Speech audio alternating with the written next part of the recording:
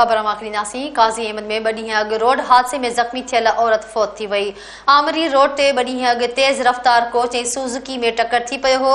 हादसे में ज़ख़्मी थियल औरत शरीफ़ा जूणो कराची जे अस्पताल में फौत थी वई आहे, जंहिं बाद फौतियुनि जो अंग वधी थी वियो आहे।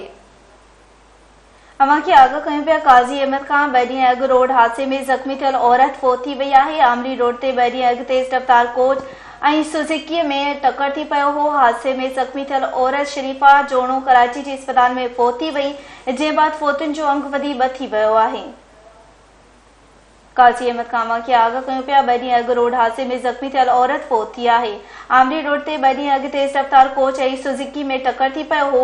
हादसे में ज़ख़्मी थियल औरत शरीफ़ा जोड़ेचो कराची जे अस्पताल में फौत थी वई आहे, जंहिं बाद फौतियुनि जो अंग वधी थी वियो आहे। अफ़सोसनाक ख़बर अवां खे ॾींदा हलूं।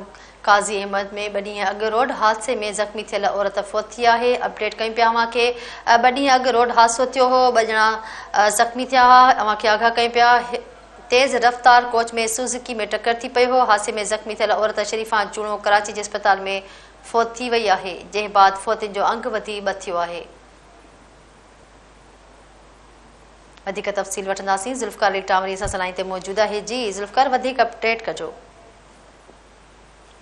जी बिल्कुल। 2 ॾींहं अॻु रोड हादसे में ज़ख़्मी थियल हिकु औरत शरीफ़ा जूणो ज़ाल अनवर जूणो फौत थी वई आहे। फौतियुनि जो अंग वधी थी वियो आहे।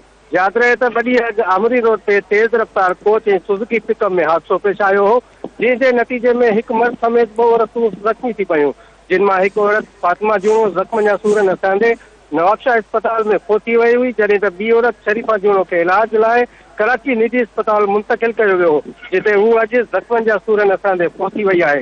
हादसे में फौत थियलनि जो अंग वधी थी वियो आहे, जॾहिं त सुज़ुकी पिकअप खे टक्कर हणंदड़ कोच ड्राइवर कोच समेत वाक़े वारे हंधि तां फरार थी वियो आहे। 5 ॾींहं अॻु प्रेस क्लब काज़ीमन जो अॻो सदर सहाफ़ी मोमिन जूणो जो भाउ वफ़ात करे वियो हो, जंहिंजे वफ़ात ते भेणियूं कराची खां काज़ीमन आहियूं हुयूं, जेके वापसी वञी रहिया हुआ त साणनि हादसो पेश आयो।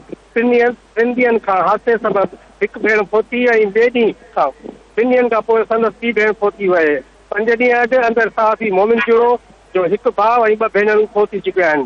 संदसि भेणियूं कराची खां मंगो पीर वारे इलाइक़े में रहंदड़ हुयूं। जी